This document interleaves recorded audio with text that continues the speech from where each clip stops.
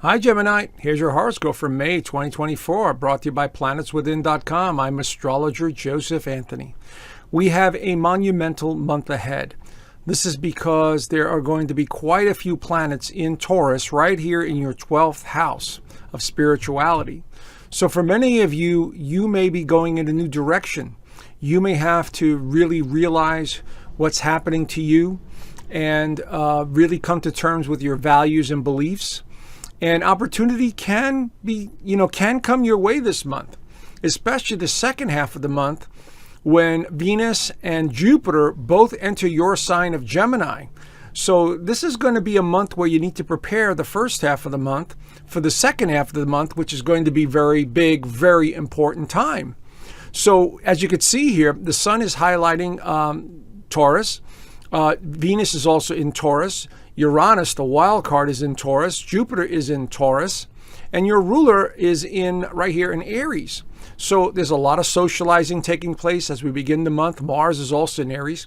So being around people, groups, associations, clubs, memberships, all of this stuff falls under this umbrella. So you're preparing for something. And so I would suggest that whatever you want to do, because of the eclipse last month, it set the tone for something new, going in a new direction, new vibration, is you're putting the wheels in motion the first half of this month, because the second half of the month you're in full speed gear, because the sun also moves out of Taurus, goes into Gemini. So you'll have 3 planets in the first house of motivation and self to propel you forward for the next couple of months, especially Jupiter being in this first house until May of 2025. So prepare, get ready, because this is going to be a huge month for many of you. So if you're a Gemini rising or a Gemini sun sign, this is a general overview sun sign reading. And so, it has to be, because I don't have everybody's birthday and birth chart. Everyone's different. And so this is going to give you an idea of what's coming your way. So let's go down and take a look at the transits. So the first thing is Pluto. Pluto is finally going to go retrograde in Aquarius, which just entered this year. And here it is in stationary position. And it's not really a big deal right now until it hits, I believe, September, because it'll backtrack into the 8th house. So there's some unfinished business that's going to be taken care of back then, later on in the year. So this could have to do with finances of some kind, shared resources, things pertaining to taxes and inheritance and all that other stuff. But it'll only be there for a short period of time. And then in November, it comes right back out again and goes back into the 9th house and will stay there for the next 19 years. So, it'll be in the 9th house. So it'll be a much better position in the 9th house for you.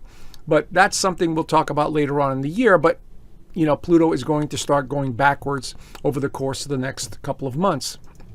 Now, the new moon in Taurus highlights Taurus as well. So as you can see here, all this Taurus energy, which is the sign before yours, as you can see here, that is going to be very important. So this has a lot to do with the spiritual side of life, especially in the sign of Taurus. Taurus is very central. Taurus is about getting back to the basics. Taurus is about the physical side of life. It can be sentimental. So you might find yourself drawing back into the past from time to time with memories. But the new moon is highlighting something to do with your spiritual practice, something to do with the limitations you've been feeling financially, something to do with the limitations you've been feeling about within yourself about regards to your values, what you believe in.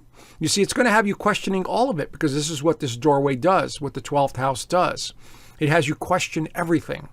And so with this new moon, it's like shining a new light on these areas of your life that you need to pay attention to. Okay, so this is a 2-week cycle, which ends on the full moon. So we'll get to that too, because we do have the full moon in Sagittarius this month.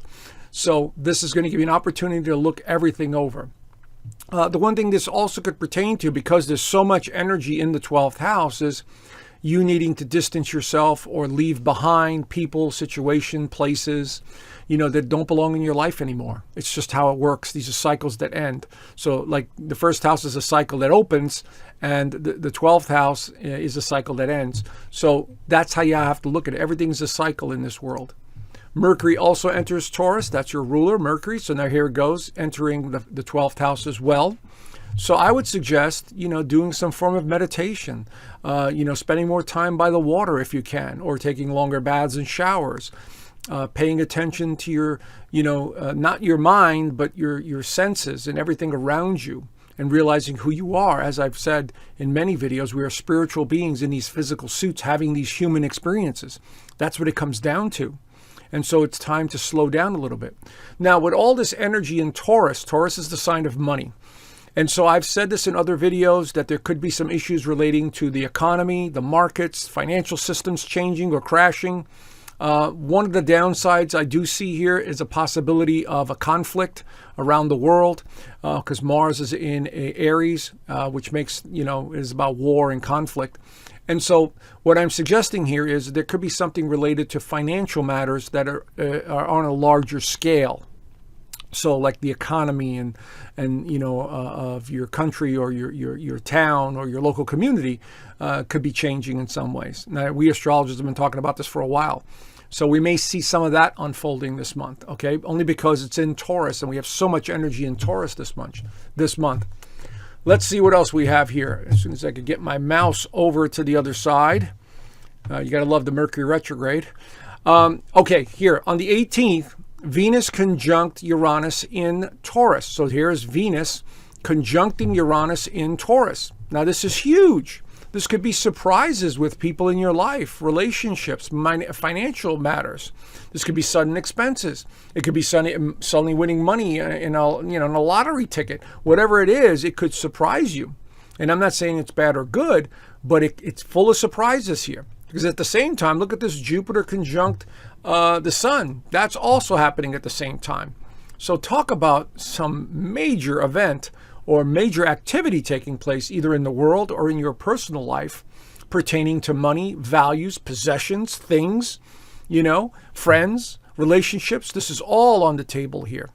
So this is going to be a very important month for many of you, Gemini rising or Gemini sun sign. So pay attention to what's going on here because it's really going to be important. Okay, now everything starts to change for you guys. The sun enters Gemini on the 20th and 21st. Now the momentum is with you. Now you should start absolutely going in the direction that you feel you need to go in, because the sun in the first house is very much motivating. It motivates you tremendously to express yourself, to be seen, to be heard, to want to engage in conversation. This is what the sun does in the first house. So get out there, do what you can. If you have a business and you need to market it, go and market it. Connect with more people in the public if you have to. But that's going to be closer to the end of the month when Venus and Jupiter, which are the next alignments coming up here after the full moon. So the full moon is in Sagittarius on the 23rd right here. So this one, because it's in the 7th house of partnerships and other people, this could have something to do with a relationship, something that may be coming to an end or a conclusion or a realization on some level about a person, a partner, a business associate, even a pet. It could have something to do with that, where you come to terms with something that you have to go, this can't continue. I have to come to terms with this.